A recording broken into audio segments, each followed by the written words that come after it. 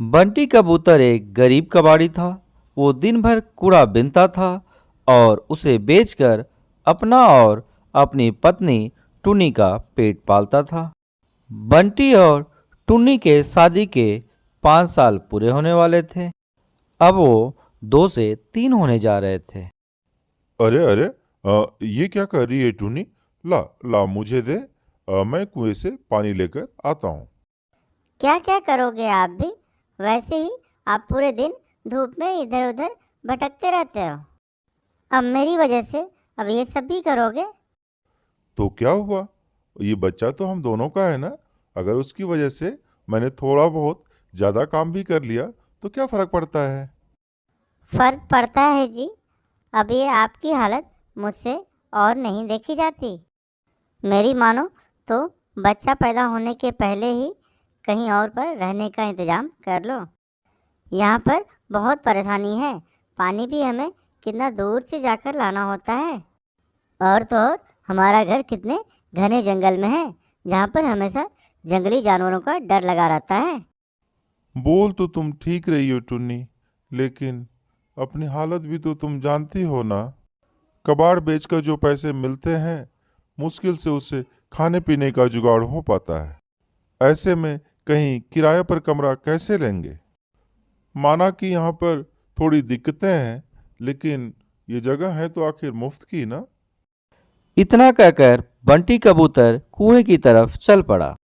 उसने टुन्नी को तो समझा दिया, लेकिन वो खुद को नहीं समझा पा रहा था।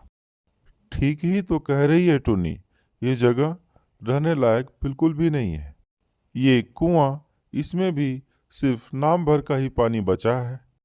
हे भगवान, क्या क्या सपने देखे थे मैंने कि एक दिन मैं चांद पर जाकर अपना घर बसाऊंगा।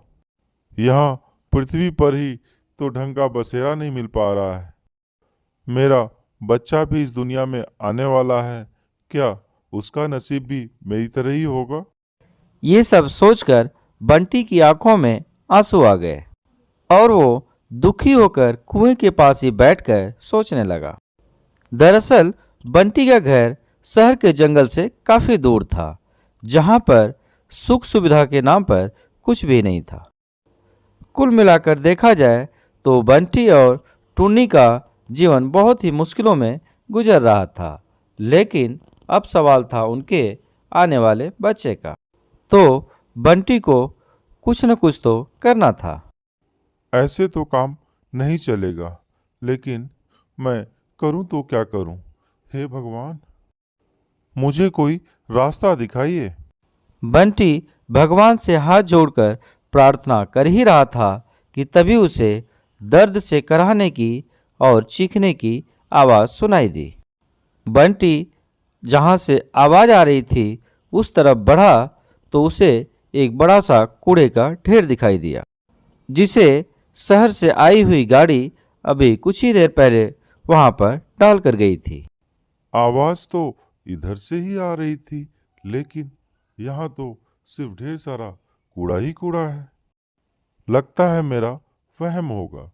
मुझे अब चलना चाहिए। नहीं नहीं, रुक जाओ, मेरी मदद करो। मैं यहाँ हूँ। मैं इस कांच की बोतल में बंद हूँ। इधर देखो, मेरी तरफ देखो, इधर देखो। बंटी ने पलटकर देखा तो उधर कूड़े के बीच में एक कांच की बोतल पड़ी थी। बंटी ने उस बोतल को उठाकर देखा तो उसे यकीन ही नहीं हुआ। ये क्या है, कहीं मैं सपना तो नहीं देख रहा हूँ ना। तुम तो एक परी जैसी लग रही हो।